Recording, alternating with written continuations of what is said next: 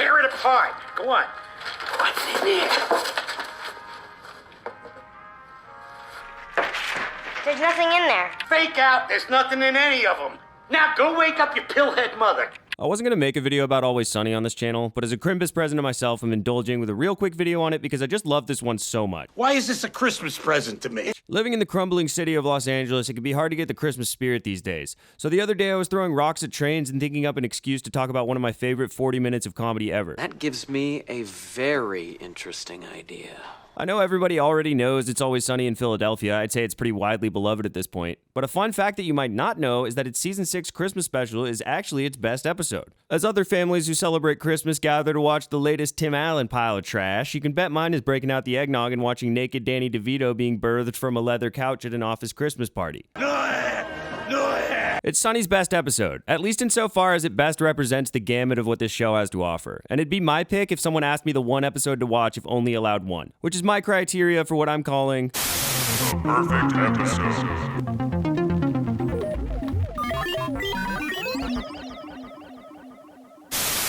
Love it or like it, Always Sunny has become the longest-running live-action sitcom for a reason. Of course, there are points in the series' run where it begins to show its age or wear a bit, but it continuously finds a way to justify its existence. I've often said certain episodes should be held up as a gold standard for pulling off the kind of meta humor that tries to make arguments with its subtext. A clinic in the type of balance and nuance that's sorely needed these days when so many comedy writers seem to be critically afflicted with heavy hands and ham fists. Anyway, all of this brings me to the excellent episode of Very Sunny Christmas. Oh, holy night, the stars are brightly shining. Shut the hell up down there! Hey, you shut the hell up there! It's a shining and absolutely hilarious example of the show's identity, its gutsy confidence, its insanity, and even its very, very occasional penchant to be somewhat sentimental or even kind of sweet. Just about everything Sunny does best is exemplified perfectly here.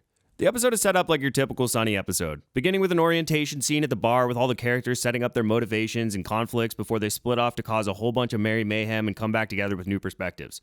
Mac and Charlie go off with the goal of getting into the Christmas spirit by digging up their old toys and visiting their parents, and end up uncovering the dark lies of their childhood. You just find out that your dad stole all your presents and that your mom gets fucked by a series of never-ending Santa Clauses. Of course, being an Always Sunny episode, it's not a feel-good holiday romp. It's characteristically cynical as their views of their beloved holiday are perverted and warped in hindsight, eventually depleting their Christmas spirit despite their efforts. There's just no way to get the Christmas spirit anymore, man. On the other hand, feeling like he robbed them of the Christmas spirit Mac and Charlie had as kids, Dennis and Dee hatch a scheme to show Frank the error of his ways by pretending his old business partner is a ghost. These are such great setups that lead to all sorts of inspired chaos on a level that this show rarely reached. Iconic moments of insanity that make it to this day simply one of the craziest episodes in the show's history, earned by well-written setups and well-paced cause and effect. That was the Christmas tradition, where you go from house to house collecting your presents, and then when the next family comes, you would run. Mac finding out that his family stole all of his presents as a kid under the guise of a made-up South Philly tradition leads him to harassing a local man without actually making up for what he did. Charlie finding out that the series of Santas that gave him presents every Christmas morning were really clients of his prostitute mother leads him to violently attacking a mall Santa in what still may be the craziest scene in the show's history.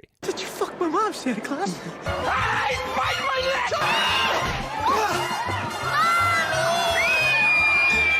Oh, shit. I'm sorry, kid. They're brilliantly funny jokes that both explain so much about these two men, as well as play out in such hilarious ways as they're forced to reconcile with the reality of their own childhoods. I'm doing two things. One, I've buried it down deep. And two, I'm deciding I might not believe that actually happened. Both of these setups are perfect examples of the exceptional and inspired writing of this show. There's the usual broad spectrum of jokes from the lighter, charmingly dumb, silly, and absurd. No, your other left. My other left, I only have one left. It's just an expression. Just move it to the other direction. Sew me into the couch. Sew you into the couch? What are you saying? You want to do this Christmas Carol bullshit? You do it my way. Okay, fine. We'll sew you into a couch, Frank. Okay, right. You just rip off the back, take out the stuffing, put me inside, and sew it up. To the dark, morbid, cynical sense of humor that's so striking. I'm not going to be buried in a grave. When I'm dead, just throw me in the trash. There's the always funny schadenfreude of these terrible people trying so hard to do something only to fail, of them being poetically punished for their deeds. There's even the show's unique brand of parody in Dennis and Dee's attempt to stage a Christmas Carol type scheme on Frank, and in a particularly violent animated dream sequence. Pulling fake outs, pulling pranks, gives your friends the Christmas cranks. And this is how they will react when they finally crack.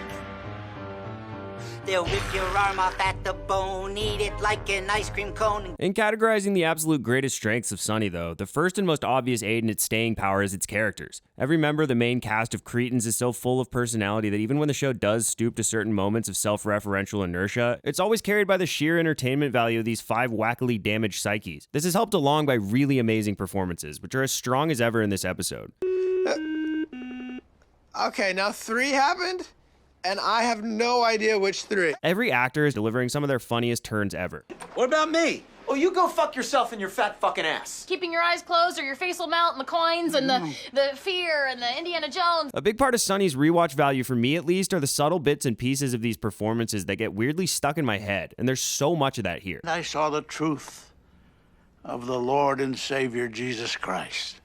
There's so many of those little moments for which it's so hard to explain why exactly they're so funny. Oh, shit, should we give it to Ricky Falcone?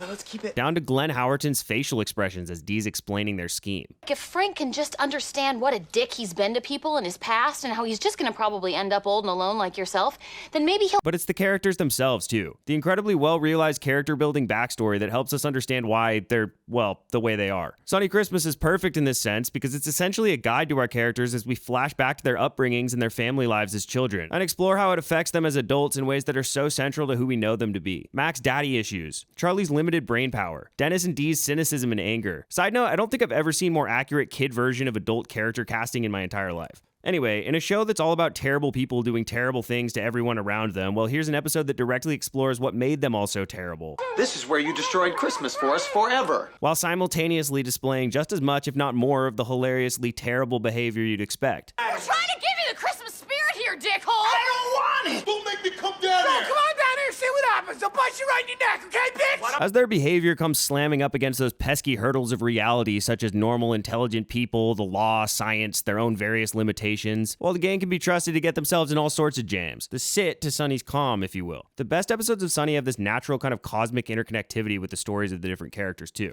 If they're split up, their stories are connected in theme and will intersect and often feed into each other. This one's a great example because all the main characters start from different perspectives on the holiday and are put through a test. It's a Christmas spirit kind of a test. And for all their hardship, end up all together again on their asses as usual. While Mac and Charlie deal with the effects of essentially being handed childhood trauma as adults, This is really dicking with my Christmas spirit. Dennis and Dee start from a place of resentment for theirs, humorously contrasting viewpoints on the holiday based on these characters' past. And all of this is an interesting exploration of tradition, why we do certain things, how we perceive them as kids, how they affect us as adults. That's what we do. We drink a lot of eggnog, we pass out, and then, we don't put anything up, so we do it all last minute. Yeah, then we wake up Christmas morning and throw rocks at trains. A chance to recapture the magic of our youth, an obligation, or a painful reminder of what we wish we had. In this case, these questions are explored through the gang's relationship with Christmas, but in true Sunny fashion, applicable in a much larger sense. The dependencies, the self-serving charity, the people we surround ourselves with, all the way down to why we believe what we believe. My dad told me that was the tradition. And your dad is like a thief and a murderer who eats people, so he's not really trustworthy. Sunny has a way of tethering its satirical elements so closely to its characters. The Christmas special tells a personal story, while as a bonus taking the time to send up and satirize the holiday and its surrounding traditions and implications. As the best episodes do, it works with these lofty ideas and themes in a way that doesn't require you to even engage with them, because they're near inconsequential to the comedic value of the action. And what a job they did on this one. Even though this episode is 40 minutes, I kind of marvel at how many ideas they were able to fit in here. You get the sense that this writer's room was just firing on all cylinders, filling up whiteboards with jokes and plot ideas to stuff this like a Christmas stocking. It flows so well and feels so intentional. It's the type of script where you can tell how much care went into weaving these hilarious pieces together.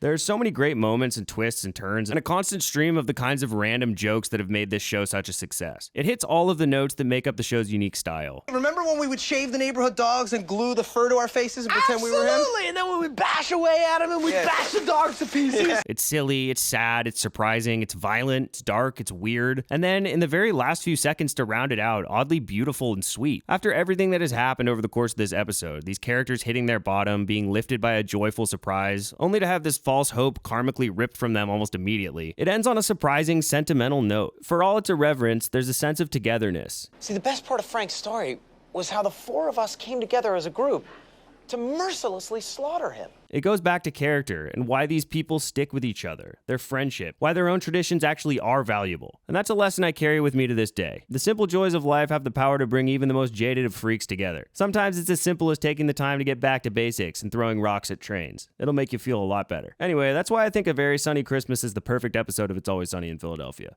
Merry Christmas, bitches!